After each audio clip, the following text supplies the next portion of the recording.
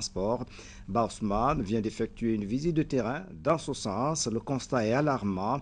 La route Kouroussa-Mamou, par exemple, construite il y a quelques années, se trouve dans un état de dégradation avancée. Fatoumata Samoura tire la sonnette d'alarme dans ce reportage. Après la visite du site de concassage de la société Guiter SA dans le village de Soronkoni, le ministre d'État et sa suite ont rallié Kouroussa, la cité de Kamaralai. Le cortège s'ébranlera ensuite vers Dabola sur une route construite il y a seulement 5 ans. Elle est de nos jours dans un état de dégradation très poussé.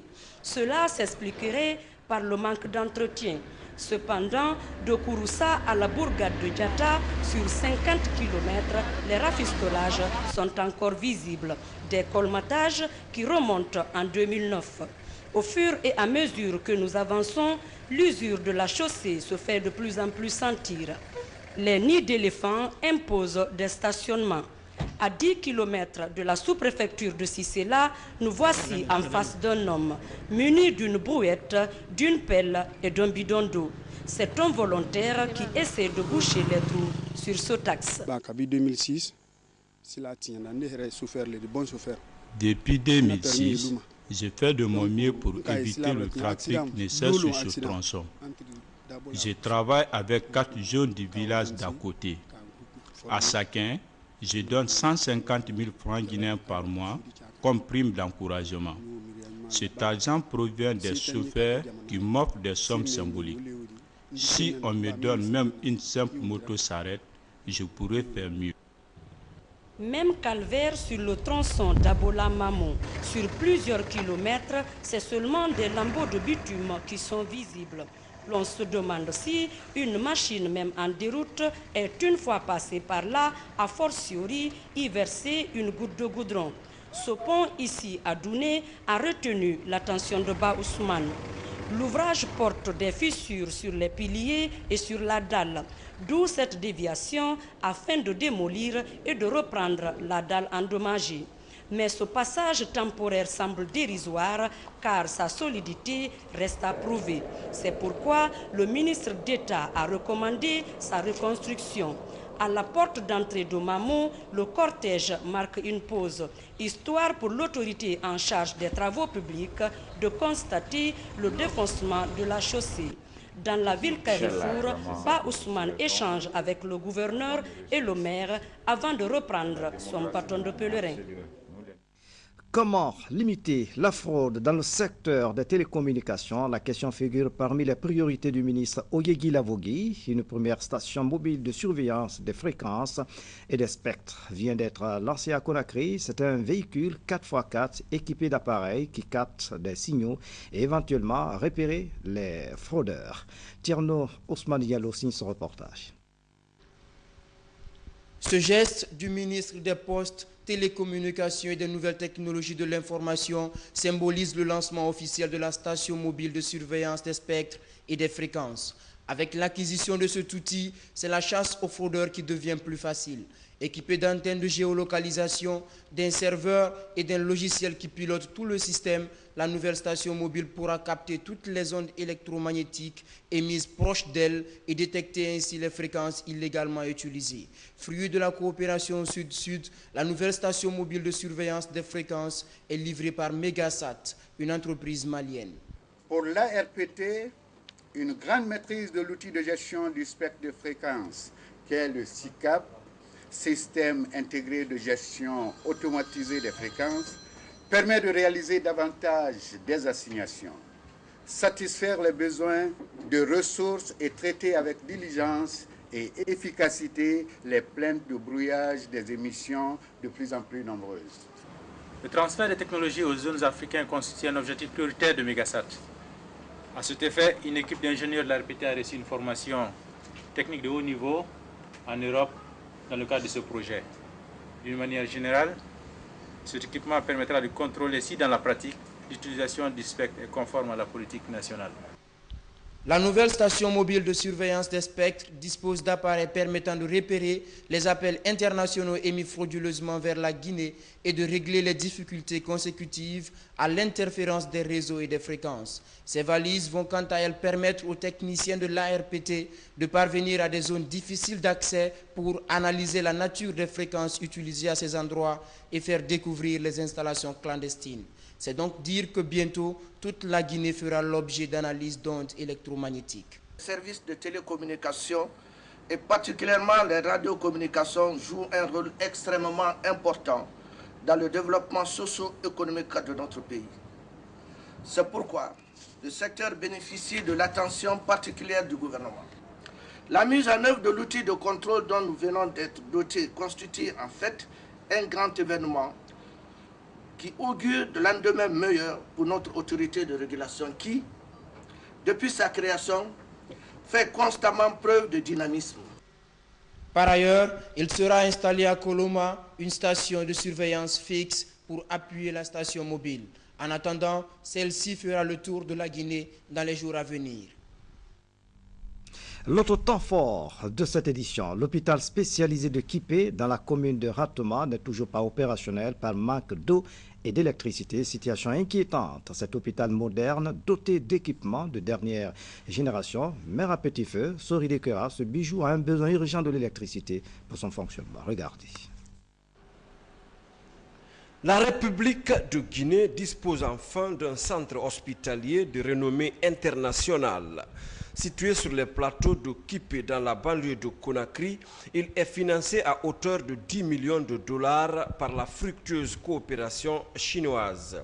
Il est doté de services et d'équipements répondant aux normes de la médecine internationale de spécialité. Si la splendeur de cette infrastructure et ses équipements forcent l'admiration du visiteur, ce bijou n'échappe pas depuis 4 mois aux effets de la triste réalité guinéenne de crise d'eau et d'électricité. Comme vous le savez, un hôpital ne peut pas être en rupture d'eau. Donc on souhaiterait vraiment que cette question soit prise à bras le corps par le gouvernement pour que l'hôpital puisse démarrer et qu'on n'ait pas la même expérience que nous avons connue avec les équipements de la RTG.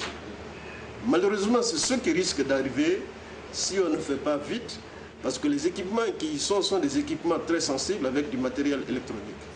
Le fait de rester pendant longtemps va les immobiliser et ce sera des investissements perdus.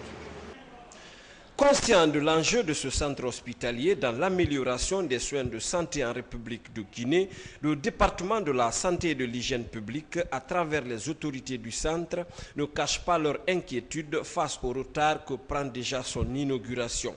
Le projet d'électrification conclu avec la Guinéenne d'électricité EDG tarde toujours à voir le jour. En attendant, c'est le centre et ses équipements, pour la plupart automatisés, qui sont en souffrance.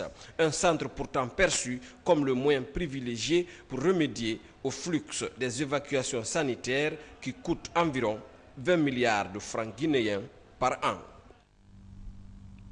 Voilà, une situation qui interpelle tout le monde.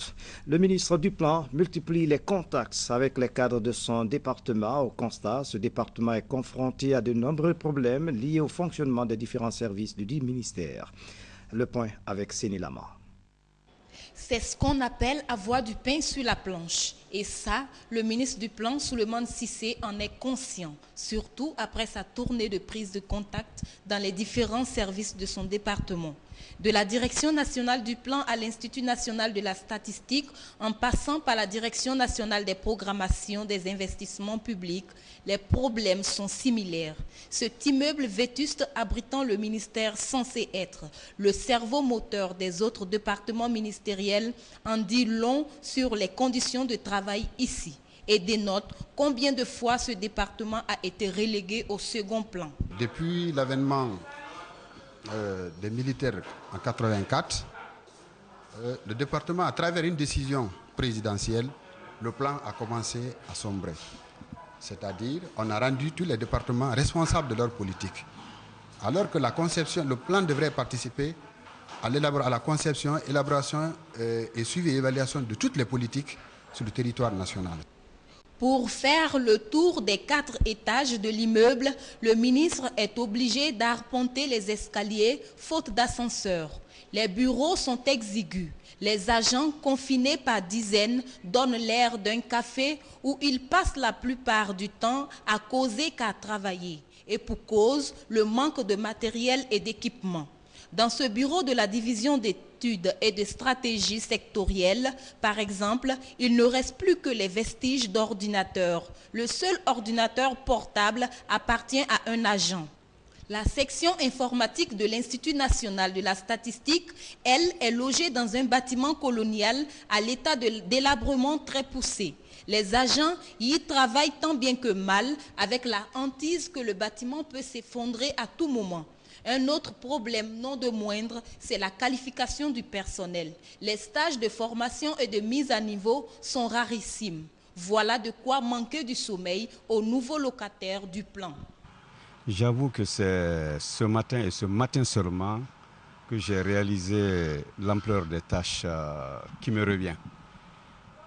Dans la mesure où, quand on a un département de cette dimension en charge, et que l'on constate que le cadre et les conditions de travail ne sont pas réunis, il va sans dire que cela peut affecter négativement la productivité du service. Or, le ministère du Plan, par définition, est le ministère en charge du développement. Et il est important que les cadres qui y travaillent puissent trouver le minimum de conditions leur permettant d'assurer la mission qui est la leur.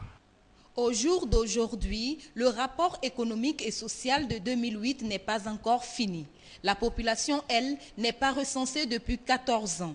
Des données dont on a nécessairement besoin pour l'instauration d'une bonne politique de développement de la Guinée. Avant de refermer cette édition, nous revenons sur le contenu de ce décret portant à révocation d'un cadre. Le président de la République, vu la Constitution, vu le décret des 2011-007 PRJSGG du 24 décembre 2010, portant nomination du Premier ministre chef du gouvernement, vu le décret des 2010-009 PRGSGG du 27 décembre 2010, des 2010-016 PRGSGG du 30 décembre 2010 et des 2011-002 PRGSGG du 4 janvier 2011, portant nomination du ministre. Le président de la République décrète, article 1er, Dr Séni Manet, secrétaire général du ministère de l'élevage, est révoqué de ses fonctions pour faute lourde. Article 2, le présent décret qui prend effet à compter de sa date de signature sera enregistré et publié au journal officiel de la République, Conakry, le 20 janvier 2011, signé professeur Alpha Condé, président de la République. C'est la fin de cette édition à tous. Merci de nous avoir suivis et je vous retrouve à 20h30 et bonsoir.